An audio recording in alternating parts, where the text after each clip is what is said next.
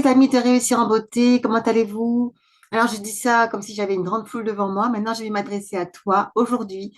Je voulais partager avec toi une grande joie. Et oui, encore une fois, c'est mon sujet préféré parce que j'ai toujours pensé que réussir en beauté, c'était réussir avec de la joie, bien sûr. Parce que tu connais peut-être cette phrase qui est dans l'atmosphère de joie, tout prospère. Voilà. Alors, la joie que je voulais partager aujourd'hui, c'était que j'avais reçu ma certification avec l'Institut HeartMath en tant que professionnelle de santé.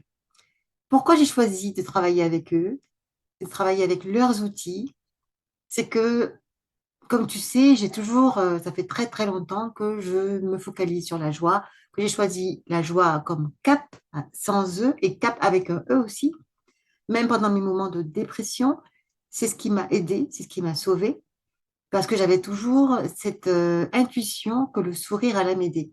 Bien sûr, j'ai appris beaucoup d'autres choses sur le sourire, parce que ça fait des millénaires qu'on parle du sourire, bien sûr, hein. Tu connais cette fameuse phrase que le sourire est gratuit, etc. Et finalement, je me suis donné ce sourire, je me suis offert ce sourire comme cadeau de guérison mentale, physique et émotionnelle, et sociale aussi d'ailleurs. Et voilà. Et puis, il y a quelques temps, donc ça fait longtemps, mais j'ai entendu parler de HeartMath, l'institut américain qui a développé des outils technologiques de cohérence cardiaque.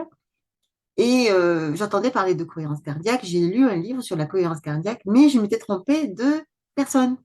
C'était le livre de David O'Harry, je crois, qui avait lui-même travaillé avec David Servan-Schreiber. Et j'avais lu ce livre aussi à l'époque, mais c'était une autre voie de la cohérence cardiaque. Et ce livre ne m'a pas du tout plu.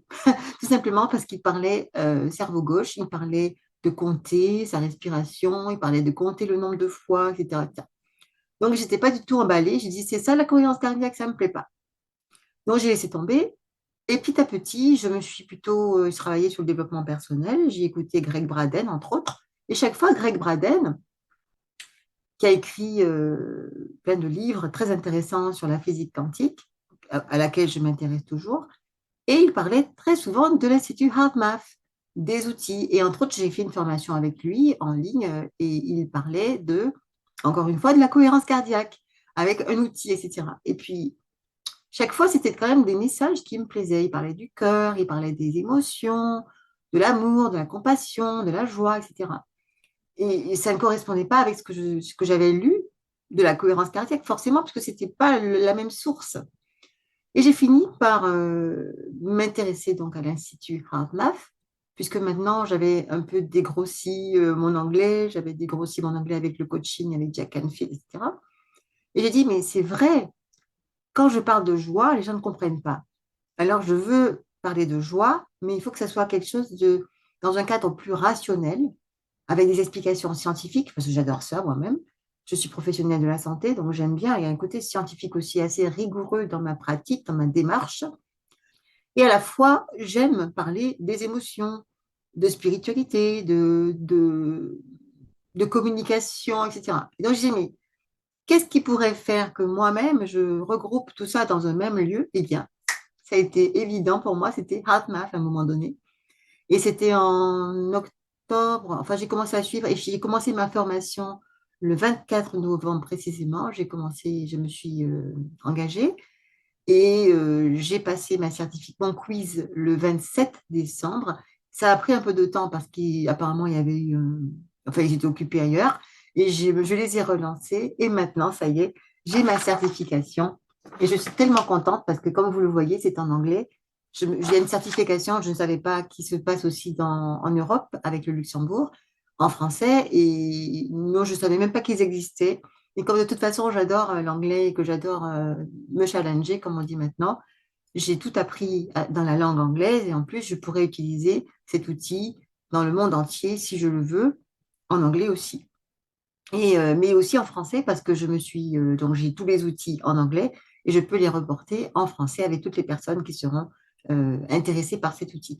Pourquoi je dis ça? Oui, voilà, pour vous dire merci tout simplement de m'écouter et surtout à quoi ça servira. Je vous expliquerai tout ça plus tard. Aujourd'hui, je voulais simplement partager mon amour, de la joie, de la compassion et surtout de cet outil. Je vous expliquerai aussi plus tard pourquoi, malgré le fait que ça fait des années que j'utilise la joie comme cap, comme vecteur de mes émotions, j'ai quand même choisi de m'intéresser à la technologie HeartMath et en quoi ça m'aide personnellement, en quoi ça va vous aider à, à beaucoup de choses. Voilà, là, ce n'était pas le sujet aujourd'hui de partager tout ce qu'on peut faire avec l'outil HeartMath, mais voilà, je suis très contente. Et d'ailleurs, aujourd'hui, j'ai participé à un événement organisé par le MIN de Toulouse où il y avait la ministre de la Santé. C'était très, très intéressant et on en reparlera aussi.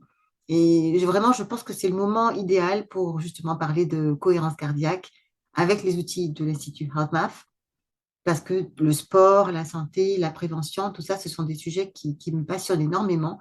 Et je pense que cet outil, HeartMath et ces techniques de HeartMath vont nous aider à justement entrer plus dans la pratique de la cohérence cardiaque, que ce soit par le sport, bien sûr, mais il ne s'agit pas que de sport. On en reparlera aussi. Et parce qu'il y a des sportifs qui ne sont pas forcément en cohérence cardiaque. Et on va expliquer tout ça dans les semaines, les mois à venir. Je suis vraiment heureuse d'avoir ajouté ça parce que c'était, je crois, la pièce du puzzle qui me manquait pour faire passer mon message parce que je me suis toujours nommée depuis quelques années coach en expression de joie, mais ça faisait sourire, ça faisait rire, mais les gens ne comprenaient pas le lien très fort avec les données scientifiques. Et ils pensaient que j'étais un petit peu. Mais c'est vrai, je l'air un peu olé olé comme ça, mais je suis très scientifique aussi.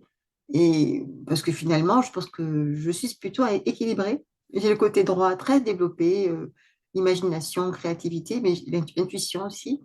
Et j'ai aussi le côté rationnel, plutôt développé aussi, du fait de mon passé de professionnel de la santé. Et je suis toujours professionnelle de la santé dans mon esprit parce que tout ce que je fais, c'est pour la santé. Voilà, la santé, c'est pas seulement aller faire des examens, hein, se faire des radios, hein, c'est vraiment par où ça commence. Quelle est la cause de la cause de la cause de la cause? Eh bien, je crois fermement, avec toutes les données scientifiques que nous avons, qu'avec l'Institut HeartMath et toutes les données, toutes les recherches qui ont été faites, que je connais le cœur de la santé. Eh bien, c'est le cœur, justement.